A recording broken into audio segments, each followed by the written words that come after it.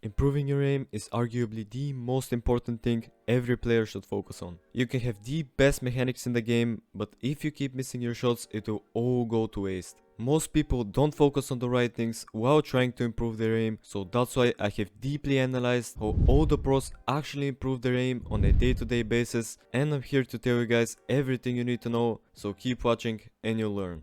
So when it comes to improving your aim, a lot of people think that they have to play aim trainers like Kovacs or aim labs.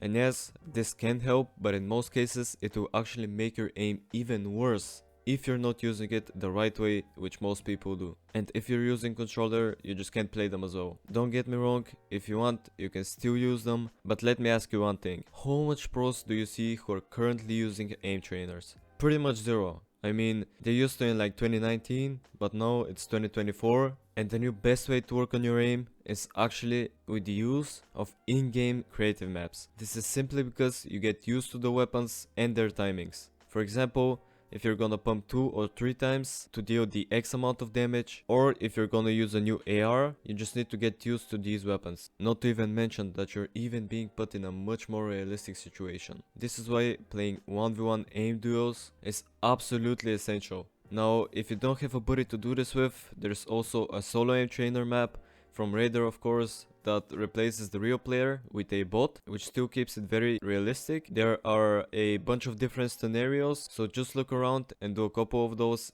each and every time you get on. Of course, all the maps will be displayed on screen and in the description down below. While training your aim, make sure that you make adjustments to your sensitivity if you feel like it. This is the best way to find your best sensitivity, which will allow you to have a more consistent aim, so just try changing it a bit and see what sense works best for you.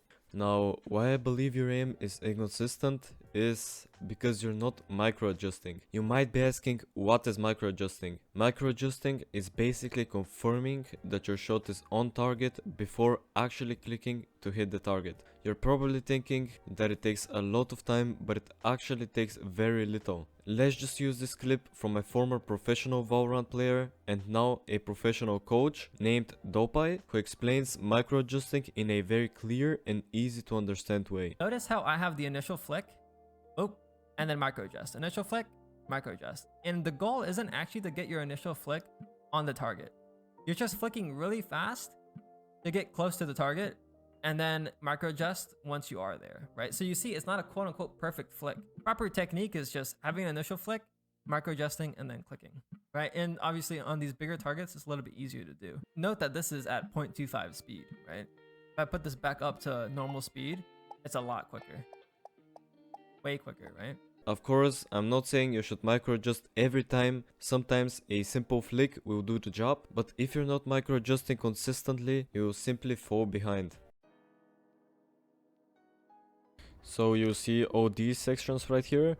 So just go ahead and go straight to the shotgun aim. And you see this here. So you can start off just with hitting the targets. As you can see, target spawn, and you can just flick onto it, adjust aim, and hit it. Like this. And then when you get more advanced, you can click on the movement mode. And then you will start hitting. And also, you need to move around, as you can see.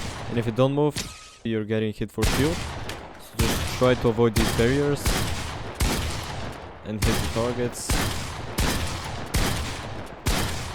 You not micro adjusting is the reason your aim will stay inconsistent forever, so I really wish that you put in the practice and make that a habit. Now, the last map, which is also being used by a bunch of pros, will help you implement all these things you've just learned in this video, and it is called Turtlewars by Martozz.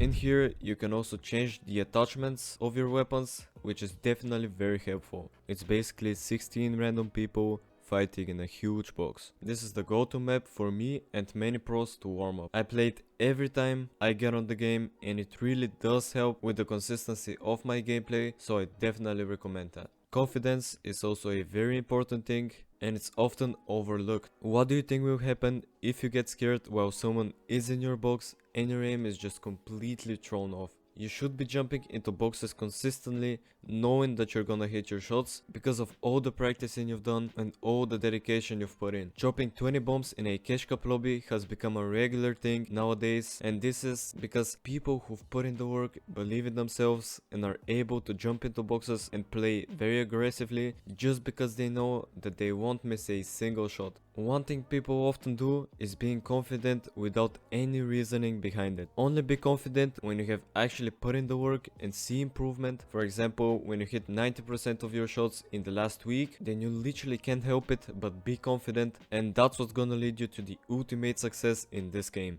Having good aim doesn't mean that you should fully depend on it in every situation, so that's why I'm gonna talk about when to actually fully depend on your aim. The first time you should fully depend on your aim is if you're gonna lose a fight. For example, if you're low on HP or have no mats, it's pretty likely that you're gonna lose that fight. So trusting fully in your aim to hit a max pump and to win the fight can definitely be the play. The second time I'd fully depend on my aim is when making a mistake. Doesn't matter if it's a bad decision making or a mechanical misplay, relying on your aim to land a quick shot can be a crucial part for you winning that fight. Although if you're constantly fighting yourself, having to hit a max pump to win a fight, that means that there is a different problem that you need to address, like for example taking a dump 50-50 or something similar. Your aim shouldn't be an encouragement to put yourself in a bad spot in a fight. It should be a tool that is here to help you win the game. For everyone who has stayed till this part of the video, I have a special bonus tip for y'all. As y'all know, in every sport you need to have a good diet and a good amount of sleep to perform at your best, and esports is no exception to that. Eating somewhat healthy and sleeping a decent amount of time will definitely impact your aiming consistency and gameplay in general. To wrap it up, do in-game aim training, that is very important. Adjust your sensitivity to what suits you best. Focus on the micro adjustments, boost your confidence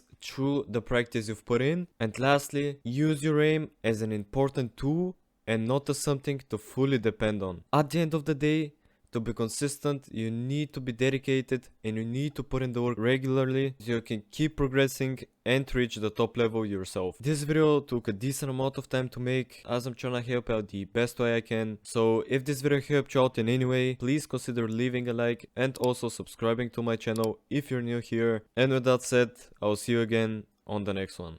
Yeah, bitch so bad I wanna shoot like hoops while I'm riding in the coupe. I got what you